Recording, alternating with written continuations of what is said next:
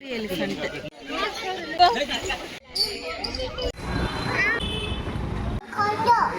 Hi, welcome back to my channel.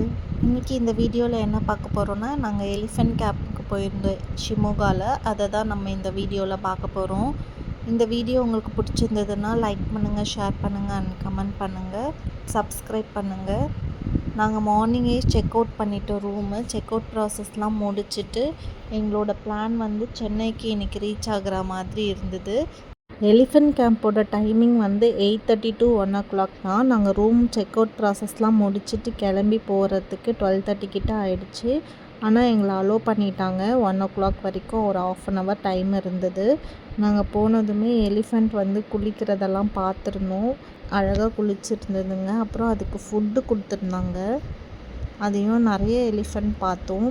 எல்லா எலிஃபண்ட்டுமே அவங்க சொல்கிறதெல்லாம் கேட்டுட்டு கோஆப்ரேட் பண்ணிகிட்டு இருந்தது.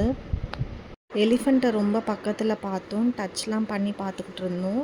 குட்டி குட்டி எலிஃபண்ட்ஸ் வேறு நிறைய இருந்தது. வெதர் வேறு சேஞ்ச் ஆகிட்டே இருந்தது அங்கே. அதனால் ரொம்ப நல்லா இருந்தது. கிளைமேட்டும் நல்லா இருந்தது. அந்த இடமும் ரொம்ப சூப்பராக இருந்தது.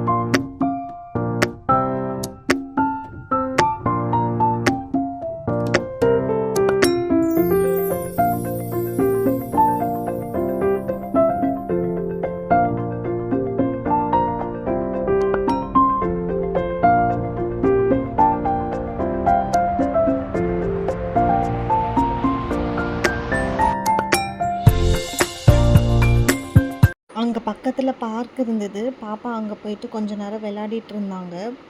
அங்கே விளையாடி முடிச்சுட்டு நாங்கள் அப்படியே கிளம்பிட்டோம். வர வழி ஃபுல்லாகவே மழை பெஞ்சிக்கிட்டு இருந்தது. அதனால் எங்களால் சென்னைக்கு நைட்டு ரீச் ஆக முடியாதுன்னு சொல்லிட்டு பெங்களூர் வரைக்கும் வந்துட்டோம். பெங்களூரில் ரூம் எடுத்து ஸ்டே பண்ணிவிட்டு சரி மார்னிங்கே வந்து கமர்ஷியல் ஸ்ட்ரீட் போகலாம் அப்படின்னு சொல்லி பார்த்தோம். அப்புறம் எங்கள் ரூம்லேருந்து ரொம்ப பக்கத்தில் தான் இருந்தது. அதனால் வாக்கபிள் டிஸ்டன்ஸ்னால் மார்னிங் வந்து கமர்ஷியல் ஸ்ட்ரீட்டுக்கு போயிட்டு கொஞ்சம் ஷாப்பிங் பண்ணியிருந்தோம். ட்ரெஸ்ஸு, பேகு, ஸ்லிப்பர்ஸ்லாம் ஷாப்பிங் பண்ணிவிட்டு வர வழியில் ஆம்பூர் போயிட்டு ஷூ வாங்கணும்னு சொல்லியிருந்தாங்க. அதனால் ஆம்பூர்லேயும் போய் ஷூ வாங்கிட்டு ஆம்பூர்லேயே டின்னர் முடிச்சுட்டு நைட்டு சென்னைக்கு ரீச் ஆகிட்டோம்.